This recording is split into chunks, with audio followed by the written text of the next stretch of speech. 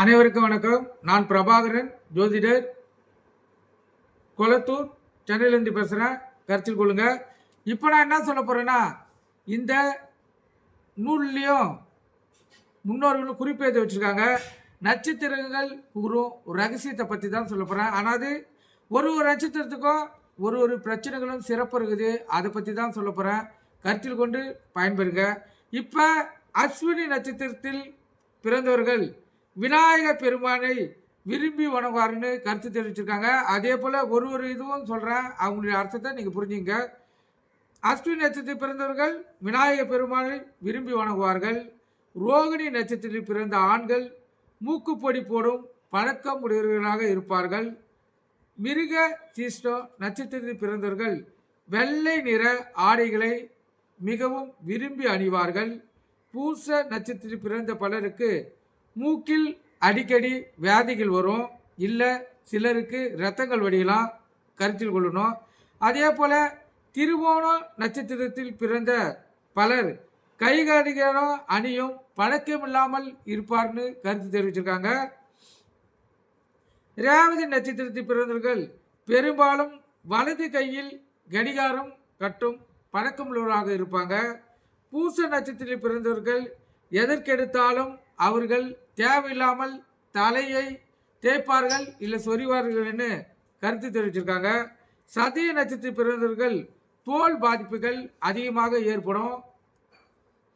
பூச நட்சத்திரத்தில் பிறந்தவர்கள் நகைச்சுவை உணர்வுகளுடன் எப்போதும் கலகலப்பாக இருப்பார்கள், சிரிப்பான புன்னைகளுடன் இருப்பார்கள். கிருத்திகை நட்சத்திரத்தில் பிறந்தவர்கள் ஷேர் மார்க்கெட்டில் நல்ல பலனடைவார்கள், அதிகமான லாபம் பெறுவார்கள். அஸ்த நட்சத்திரத்தில் பிறந்தவர்கள் கதை ஆசிரியராகவும் பத்திரிகை ஆசிரியராகவும் சிறப்பாக விளங்கி பிரபலமாவார்கள். பூராட நட்சத்திரத்தில் பிறந்த பலர் கட்டிட கலைகளில் சிறப்பு மிக்கவர்களாக திகழ்வார்கள். அதே போல கன்னி ராசியை சேர்ந்தவர்கள் கனவு காண்பவர்களாகவும் கற்பனை மிகுந்தவர்களாகவும் இருப்பார்கள்னு முன்னோர்களும் கருத்து தெரிவிச்சிருக்காங்க. அதே போல் புனர்பூசம் ஆயில்யம் ஆகிய நட்சத்திரத்தில் பிறந்தவர்களுக்கு அதிகமாய் இரட்டை குழந்தைகள் பிறக்கும் என்று கருத்து தெரிவிச்சிருக்காங்க. கருத்தில் கொள்ளுங்க. புனர்பூசம் ஆயில்யம் ஆகிய நட்சத்திரத்தில் பிறந்தவர்களுக்கு அதிகமாய் இரட்டை குழந்தைகள் பிறக்கும்னு கருத்து தெரிவிச்சிருக்காங்க. அதே போல் அனுசு நட்சத்திரத்தில் பிறந்த பலருக்கு சிறு வயதில் தொண்டை சம்பந்தப்பட்ட அறுவை சிகிச்சை நடக்கிறதுக்கு வாய்ப்பு அதிகமாக இருப்பதாகவும் கருத்து தெரிவித்திருக்காங்க. மூல நட்சத்திரத்தில் பிறந்த பலர் தங்கள் பலமே தெரியாமல் வாழ்நாள் முழுவதும் வாழ்ந்து கொண்டு இருப்பார்கள். மூல நட்சத்திர சிறப்பை பற்றியே பலத்தை பற்றி அவங்களுக்கு தெரியாதுன்னு கூறியிருக்காங்க. துலா ராசியை சேர்ந்தவர்கள் கலைகளில் புகழ்பெற்று விளங்குவார்கள். விருச்சிக ராசியை சேர்ந்தவர்கள் எளிதில் கோபப்படுகிறவர்களாகவும் மறைக்கின்ற சுவாபம் உடையவர்களாகவும் இருப்பார்கள்னு முன்னோர்களுடைய கருத்து. புரட்டாதி நட்சத்திரத்தில் பிறந்தவர்கள் சேவை மனப்பான்மை இருப்பவர்கள் என்று மிகவும் தெளிவானவர்கள் என்றும் கருத்து தெரிவிச்சிருக்காங்க. உத்திராடி நட்சத்திரத்தில் பிறந்தவர்கள் இரத்த தானம் செய்பவர்களாகவும் அனைவருக்கும் உதவி செய்யக்கூடியவர்களாகவும் திகழ்வார்களும் கருத்து நிலவுவது. ஆயிலிய நட்சத்திரத்தில் பிறந்த பெண்கள் கல்வித்துறையில் கொடிக்கட்டி பரப்பார்கள்.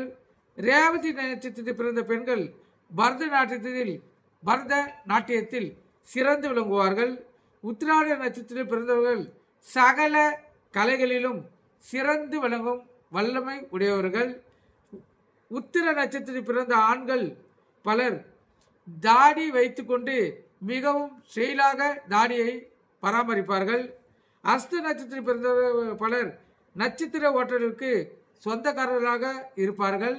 அஸ்த நட்சத்திரத்தில் பிறந்தவர்கள் பலர் நட்சத்திர ஓட்டலுக்கு சொந்தக்காரர்களாக இருப்பார்னு கருத்து தெரிவிச்சிருக்காங்க.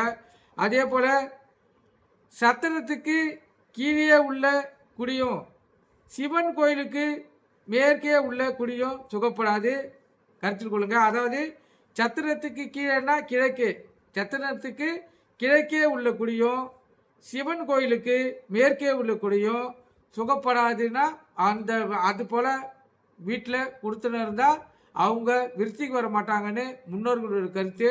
அதை நீங்கள் கருத்தில் கொண்டு பயன்பெறுங்க. நன்றி, வணக்கம்.